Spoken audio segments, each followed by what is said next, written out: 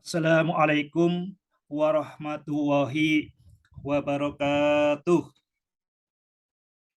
Bismillah, walhamdulillah, wassalatu wassalamu ala rasulillah wa ala alihi wa ashabihi wa mawalah. La hawla wa la quwata illa billah. Amma ba'du. Sahabat titik Ba, dimanapun Anda berada, Alhamdulillah kita berjumpa lagi di titik Ba official. Kali ini saya akan membahas tema seputar persiapan webinar yang keempat. Webinar titik Ba yang keempat yang insya Allah akan diselenggarakan pada tanggal 24 September 2022. Tema yang nanti kita angkat adalah teologi memantik logika, sains, dan teknologi. Teologi memantik logika, sains, dan teknologi. Kita akan menghadirkan dua perspektif, yaitu perspektif Syiah dan Sunni. Jadi selama ini kalau kita belajar sains teknologi, kita lebih banyak menggunakan pola pikir, filsafat yang dibuat oleh orang-orang Yahudi. Ya, kita tahu Albert Einstein orang Yahudi dan banyak sekali ilmuwan itu orang Yahudi. Jadi kita akan coba mengangkat dengan sudut pandang lain bagaimana Syiah dan Sunni. Jadi kita tahu satu di antara negara Muslim yang memiliki teknologi nuklir itu adalah Pakistan dan Iran. Di Pakistan kita tahu ada sosok yang bernama Profesor Abdus Salam. Nah, ini Iran, ini juga memiliki menguasai teknologi nuklir. Nah, ada apa di balik itu?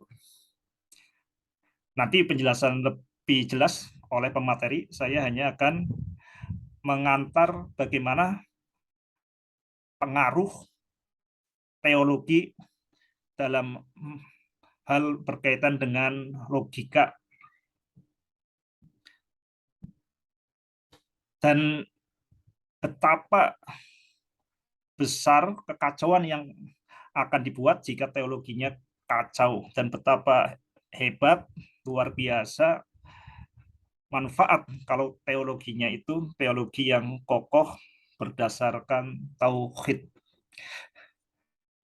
Mari kita akan tinjau di sini, kita akan membahas tema yang berkaitan dengan itu, dengan tema khusus kali ini adalah tragis paham sesat materialisme ternyata diajarkan oleh begitu banyak ulama. Ini sesuatu yang mungkin langsung tidak nyaman ya di pikiran sahabat, dan ini cukup lama saya menyampaikan di Facebook dan perdebatan itu rame, sampai sekarang mulai mereda dan mulai memahami, sepertinya ya, berharap memahami betapa bahayanya ideologi materialisme ekstrim. Apa itu materialisme ekstrim? Ini sebelumnya saya sempat menyebutnya dengan Romaisme. Romaisme karena Bang Roma Irama yang mengatakan adanya alam semesta ini, adanya jagat raya ini adalah bukti adanya Tuhan. Kami menyebutnya dulu Romaisme. Romaisme, jadi merujuk ke Bang Roma yang memperkenalkan tadi kalimat alam semesta ini bukti adanya Tuhan, adanya alam semesta ini bukti adanya Tuhan. Cuma kalau mendengar Romaisme ini tampaknya kurang serius dan kurang akademis, dan maka kami pilih yang menggunakan istilah yang lebih tepat, yaitu materialisme ekstrim. Ini ada dua kata, materialisme dan ekstrim.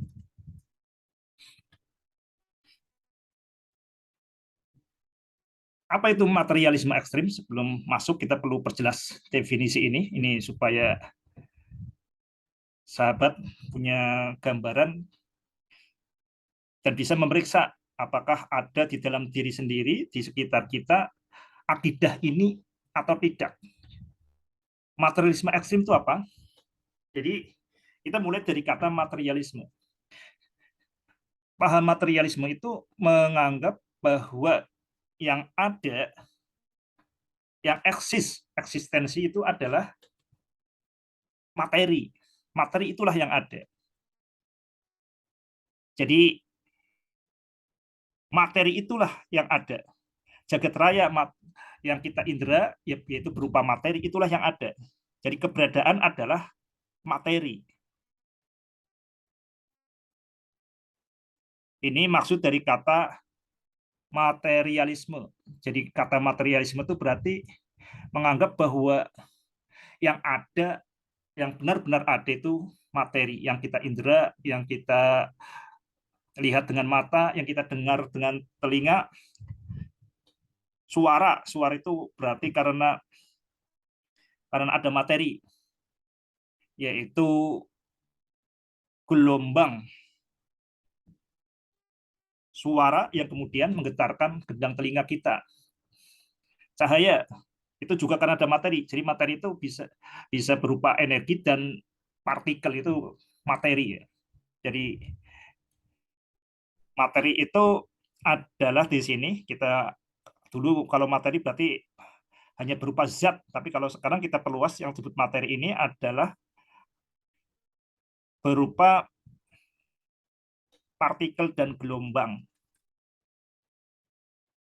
Yang ada itu adalah materi. Karena materi itu yang bisa kita serap lewat panca indera, yang bisa kita ukur. Itu keberadaan sejati adalah materi. Apa itu materialisme ekstrim? Materialisme ekstrim itu yang kemudian menganggap bahwa materi ini menjadi bukti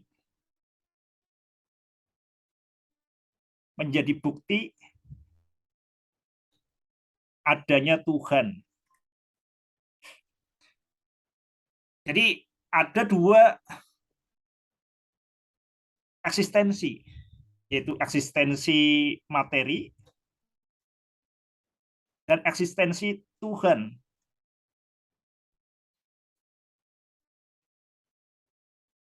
Orang yang meyakini materi sebagai sesuatu yang ada itu berarti orang yang penganut agama akidah materialisme. Orang yang mengakui adanya Tuhan itu berarti teisme.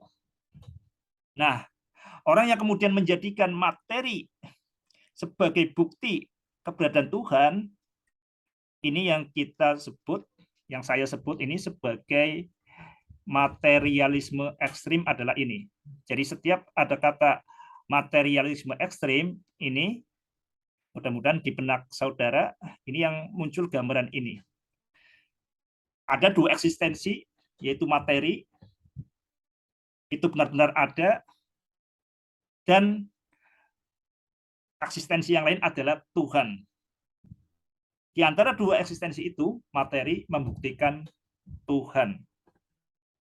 Mudah-mudahan berkaitan dengan definisi ini cukup jelas sebelum kita melangkah lebih jauh. Mengapa ini penting? Karena kita tahu agama itu adalah tentang dalil. tentang bukti. Jadi bukti ini adalah inti dalam beragama. Dalil atau bukti ini juga adalah inti dalam bermatematika. Jadi kalau yang kita lakukan itu tidak ada dalil, itu berarti batil. Ya, kita sering dengar itu misalkan di Ustadz Jawas ya, Ustadz. Dalilnya mana? Dalilnya mana? Agama itu tentang dalil, tentang bukti. Demikian juga di matematika. Matematika itu adalah tentang bukti dan pembuktian. Rutinitas dan jantung yang terus berdegup di matematika yaitu adalah tentang pembuktian, tentang matematika. Ini hal yang sangat dasar, yang menentukan kewarasan. Yang menentukan kewarasan adalah kita jelas dalam menggunakan mana yang menjadi bukti, mana yang dibuktikan. Jadi bukti ini adalah jantungnya, fondasinya beragama, rutinitas dalam beragama, dan juga rutinitas dalam bermatematika. Kalau kacau dengan bukti, kacaulah dalam beragama. Kacau dalam dalil dan istidlal, kacaulah beragama. Kalau kacau dalam bukti dan pembuktian, kacaulah dalam bermatematika. Jadi ini hal yang sangat fundamental, sangat mendasar, sesuatu yang sangat mendasar. Setelah definisi ini jelas, mari kita melangkah ke tahap berikutnya. Jadi ini mulai saya angkat lagi. Ini ada dua hal besar yang ingin kami angkat, yaitu kita mulai dengan cerita ketika mulai saya mengkritisi Ustadz Muhammad Nuruddin di Al-Azhar, Mesir ya, mahasiswa Al-Azhar. Jadi Ustadz Muhammad Nuruddin ini dikritik karena beliau itu memang ya itu keahlian beliau. Beliau penulis buku mantik dan juga penulis buku tentang jadal, tentang debat. Makanya saya ajak debat terkait dengan kekacauan nalarnya. Jadi kalau ini nggak dihentikan, nggak dilawan, ini kekacauan nalar ini bisa merambah kemana-mana. Cuma hanya satu kali merespon, kemudian nggak ada respon lagi. Ini jungkir balik nalar yang disampaikan oleh Gus Muhammad Nuruddin. Ya bisa dicek ya di Facebook. Muhammad Nuruddin. Dan nanti kita akan tahu ternyata jungkir balik sungsang ya. Jadi kacaunya nalar Gus Nuruddin ini justru menjadi sesuatu yang disebarluaskan oleh para ulama-ulama kita, ustadz-ustadz kita, bahkan ustadz-ustadz ternama. Apa itu? Ini ada dua hal. Yang pertama itu berkaitan tentang 1+1 sama dengan 2, ini sebagai sesuatu yang aksiomatik, kebenaran yang tidak perlu dibuktikan. Ini aksiomatik, tidak perlu bukti.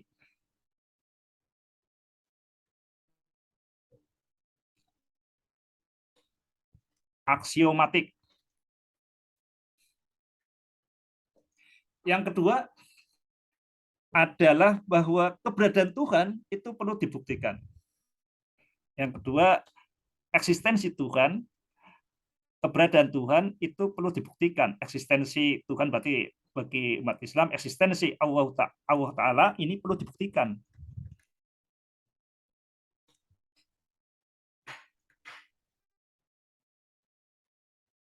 Bahkan perlu harus dibuktikan dengan alasan ilmiah dan sebagainya.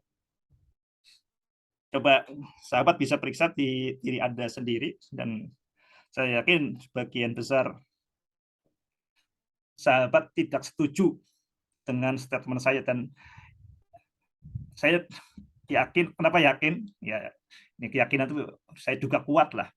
Ya karena ini yang terjadi di Facebook, di dunia maya pun seperti itu.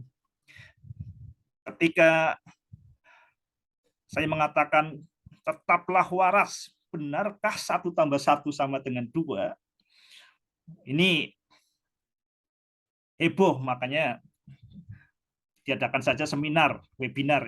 Ini webinar pertama di pesantren ilmu eksakta bertema benarkah 1+1 sama dengan 2. Jadi bukan hanya kaum agamawan yang kepanasan berkaitan dengan ini, tapi juga para praktisi dan pakar matematika berkaitan dengan ini. Kalau kita telusuri lebih lanjut, bukan hanya 1+1 sama dengan 1+1 sama dengan 2, bukan hanya Gus Muhammad Nuruddin, tapi kalau kita cermati ini juga disampaikan oleh Gus Baha sebagai contoh kebenaran mutlak yang diterima di mana saja. Juga termasuk yang saya di tag juga itu dari Kiai Afifuddin Muhajir. Jadi dua sosok ini sosok terkemuka lah, terdepan di kalangan Nahdlatul Ulama. Jadi ini mungkin sudah menjadi keyakinan, dogma bahwa 1+1 sama dengan 2 itu sebagai aksioma, nggak perlu dibuktikan. Ini sangat mengenaskan. Kalau kita tahu ya 1+1, coba dicek. 1+1 dengan 2 sama atau beda? Kita secara fitrah, kita tahu kalau yang namanya A ya sama dengan A. B ya sama dengan B. C sama dengan C. Ini fitrah manusia. Ini yang harus dipupuk. Supaya ketika kemudian kita ada sesuatu pernyataan ketika A sama dengan B, kita harus bertanya, ini ada apa? Karena fitrah kita, ini adalah A sama dengan A, B sama dengan B, C sama dengan C. Ini yang saya sebut sebagai tauhid dalam bernalar. Kenapa? Ya karena kalau tidak sesuai dengan A sama dengan A, ya pasti sesat dan menyesatkan. A pasti sama dengan A, dengan dirinya. A pasti tidak sama dengan yang bukan A. Itu sangat jelas. Tapi ini bisa dimaklumi kalau kemudian kalangan agamawan itu juga terjebak menganggap 1+1 sama dengan 2 sebagai kebenaran mutlak yang aksiomatik. Karena di kalangan eksak sendiri seperti Profesor Iwan Pranoto, guru besar matematika ITB, Profesor Yohanes Surya, guru besar fisika UI, itu sempat berdebat. Apakah 4x6 sama atau beda dengan 6x4? Ini sebenarnya kan mirip persamaan ini. 4x6 apakah sama dengan 6x4? Sama atau beda dengan 6x4? Sama ataukah tidak sama? Nah, ini seharusnya ini kita harusnya sebelum kita menggunakan logika yang aneh-aneh, kita harus kembali ke dasar. Dasarnya logika itu yang disebut prima principia. Ini hal yang paling dasar. Ini saya anggap fase ini sudah mulai tersampaikan lah ke publik, mudah-mudahan terus membesar yang tahapan ini, yang masalah satu ini ya. Dan sekarang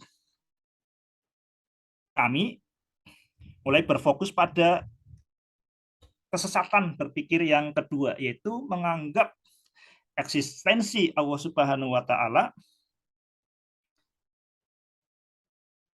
itu perlu dibuktikan. Ini yang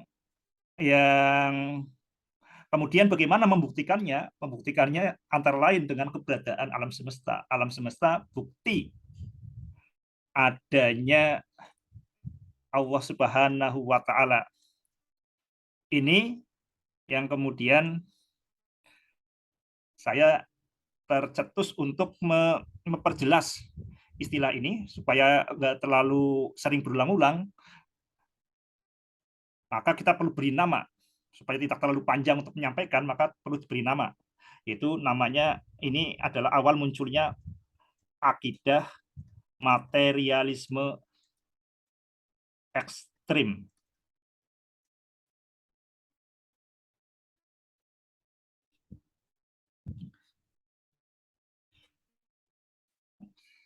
Sahabat Titik Pak, dimanapun Anda berada, jadi kita akan berfokus pada yang ini. Yang cukup mengejutkan, dan ini salah satu berkahnya media sosial, itu dunia menjadi lebih terbuka. Jadi mungkin kalau nggak ada Facebook, ini nggak bisa dikenali bahwa akidah materialisme ekstrim ini demikian nyata, demikian mewabah di tengah umat Islam. Nanti saya akan perjelas di sini contoh dari 4 komunitas besar dari NU, Nahdien, kaum Nahdien, dari Muhammadiyah, Islam Berkemajuan, dari XHT Hizbut Tahrir, dan dari Salafi Wahabi. Salafi ya, jadi kalau kaum Salafi mengenalkan dirinya internal sebagai Salafi, orang lain di luar Salafi menamakannya Wahabi. Kita ternyata ini justru begitu kental di NU, Muhammadiyah, Hizbut Tahrir, dan Salafi, materialisme ekstrim. Ini hal yang sangat fundamental, tapi ini yang juga sangat tragis. Ini kok tidak disadari. Tidak akan ada proses upaya penyembuhan kalau tidak menyadari dirinya ada penyakit. Ini penyakit materialisme ekstrim itu menjangkiti komunitas NU, komunitas Muhammadiyah, komunitas Hizbut Tahrir, komunitas Salafi. Ini apakah ini akidah sesat ini membawa kita masuk neraka atau tidak? Wallahu a'lam. Yang jelas kesesatan akidah ini merusak kewarasan. Sekali lagi, karena masalah bukti, dalil, ini adalah jantungnya beragama. Ini adalah jantungnya bermatematika.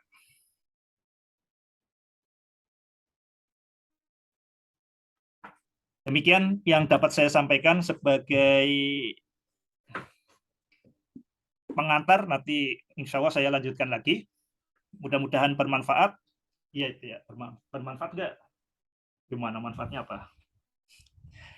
Ya ayyuhalladzina amanu taqullaha wa qulu qawlan sadida yuslih lakum a'malakum wa yaghfir lakum dzunubakum wa may yuti'llaha wa rasulahu faqad faza fawzan 'azima.